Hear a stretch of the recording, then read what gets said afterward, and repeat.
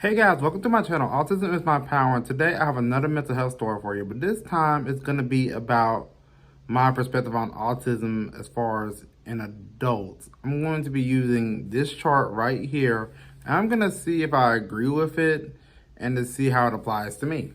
So guys, right now I'm at work, like an hour before I actually have to work.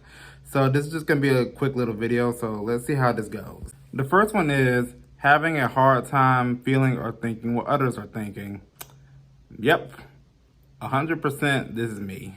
As an example of this, even recently when I was in theater, I didn't know why this certain person was, feeling down or sad, and I was just so oblivious. Everybody else knew, but I was like, well, what are you talking about? They're fine. Like, even though they were obviously like feeling down and sad, like they were literally just like this. And I thought, oh, they're just fine.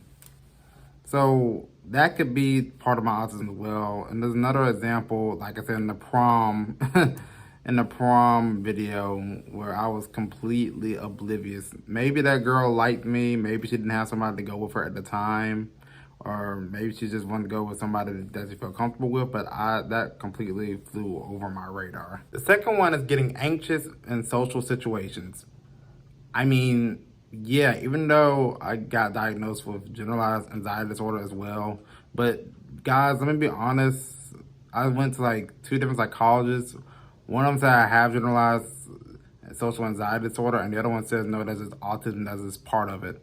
Well, either way, I definitely agree with this. In social situations, I am very, very poor in social situations. Like, I can act out very well in social situations sometimes and be out and about. But like I said before in previous videos, like about 30 minutes to an hour, I'm checked out and I can't deal with those social situations. It's just too many eyes, and my brain has to process a lot of things. And it's just too much stimulation for me, for my brain, also for my brain to handle. So I definitely agree with this one as well. The third one is having a hard time making friends and preferring to be on your own. 100% me. I'm making a lot more friends right now, but this was not the case for like over 15 years of my life. I didn't make too many friends back then. Even in elementary school, I talked to some kids, but I never referred to them as friends, just talked to them from time to time. In middle school, like I said, I made no friends whatsoever. Then I was homeschooled from 8th grade all the way till my senior year. But then after that, not my senior year, my junior year. And then during my senior year, I only made 2 friends, like I said before. But when they said, oh, you're my best friend, and then I was like, no, I don't see you as a friend, I see you as an acquaintance. And wow, that just broke their heart so bad. Like, I said it to 2 of them. And and it didn't crush me at the time, but I was like, well, I prefer being by myself, so yeah. But then something clicked my mind, like when I was in college, like basically, and still am in college, that basically, I probably need to make some friends or something. And so I'm making a few friends now. We still talk to this day. And yeah, I 100% agree with this third point as well. The fourth one is like being blunt, rude, or not really seeing the point in things. 100%. Like I said, prom video. But let's name another example that's relatively recent. Okay, there was this girl who there's like another girl who's a classmate of mine. This was like happened like about last year. She said she was saying like, oh, I'm so pretty and stuff like that, and I just can't have a boyfriend for some reason. And then guess what I said? I was like saying, well, it's probably because you just have anxiety and you're just not vibing with anybody. And everybody was shocked that I said that in front of the whole classroom. And I just didn't see the problem with it last year. I was like, what? It's true. Like, if you don't talk to nobody and don't vibe with anybody, I mean, how in the world is going to get a boyfriend or something?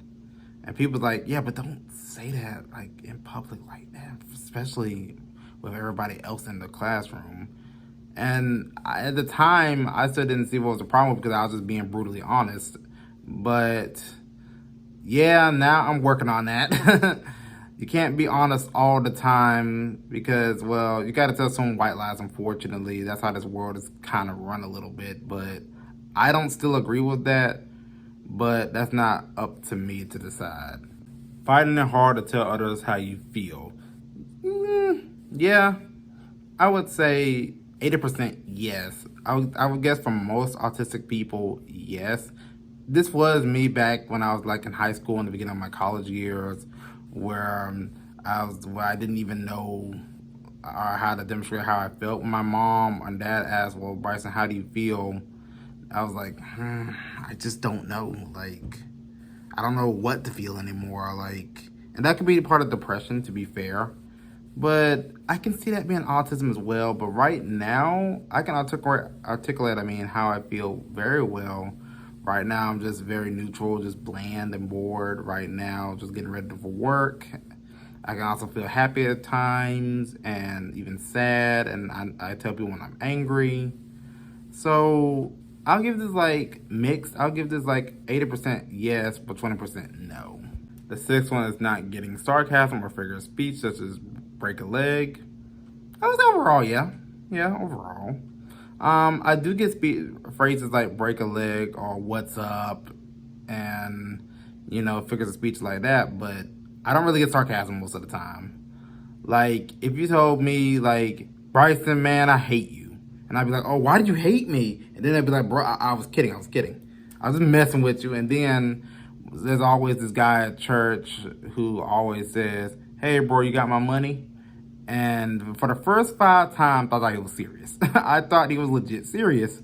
Like, the reason why is because it was implied that he didn't have a lot of money, but he does, obviously. And because he had like a good-looking suit. And he will always say, hey, man, give me some money. Let me hold some. I'd be like, I don't have any money. And then he's like, come on, man. Come on, man. Give me some money. And I'm like, I don't know what you mean. I don't have any money. And then he just said, bro, I'm just messing with you. I'm just messing with you. I was like, oh, I thought he was serious. He says this because he saw me at Outback Steakhouse by myself at one point. And sometimes steakhouses can be expensive, and he just assumed that I have money, so he just messes with me. But yeah, that's an example of me not, and even to this day, not really getting sarcasm or phrases that well. And guys, just to add to the 6th point, I am like really bad at getting social cues if somebody likes me or even has feelings for me. I am very bad at that, like extremely. I have to ask constant people, like, do they like me as a person or do they love me, have feelings for me and stuff like that? I have to literally ask. And yes, I know that can be most guys or girls, vice versa as well. But it is really bad for me because there's like this one girl who basically, when I was in my first year in college, basically sent texts to me every day and stuff with heart emojis and stuff. And I didn't think nothing of it, and I just sent heart emojis back to that girl as well because I didn't think nothing of it. And then when somebody saw my phone with heart emojis, they said, Bryson, how long have you been speaking to this girl? I was like, well, about 6 months. And then they was like, dude, that girl obviously likes you. I'm like, no, she doesn't. We're just friends. We just talk to each other. I'm like, bro, do you not know texting etiquette and stuff? I assumed you just liked her back or something. And then I was like, no, we're just friends. Like, and they just, this guy's face palm like, whoo. So yeah, that's also just another point to add. And guys, this is the last point for the main signs of autism in an adult. You need a routine. If that routine is broken, then you get very anxious or nervous or get irritable. Yep. 100% me. I'm getting better with this, but this was so me for years. And everything has to stay the same for me, basically, for me to function. Like, basically, I have to wake up in the morning, eat breakfast, then do what I want to do, like play some video games or study or whatever. But if any of that gets disruptive, like, say, my mom calls me, like, at 7 o'clock in the morning and say, hey, Bryson, we got to go to the doctor. I'm like, I didn't know we had to go to the doctor. Like, I don't want to go to the doctor. Or maybe if, Bryce, we got to do some work today. We got to go cut some grass and paint some houses. I'm like, What? I didn't want to do that. Like, guys, I will get very anxious. Like, I won't show it as much, but I will get anxious if it's not properly prepared for me. But guys, I'm trying to basically, not think like that, as the world doesn't revolve around predictability. It can be very unpredictable. So I'm trying to learn how to defend against that in my own mind. And guys, that's it for the video about the main signs of autism in adults. Maybe some other time I will do a part 3 to finish up this list, because there's plenty more signs about autism as well. But that's it for today, guys. I really got to go to work. I see some people coming in now. I already unlocked the doors and stuff, but I got to clean up and stuff. But guys, I'll see you in the next video. Peace.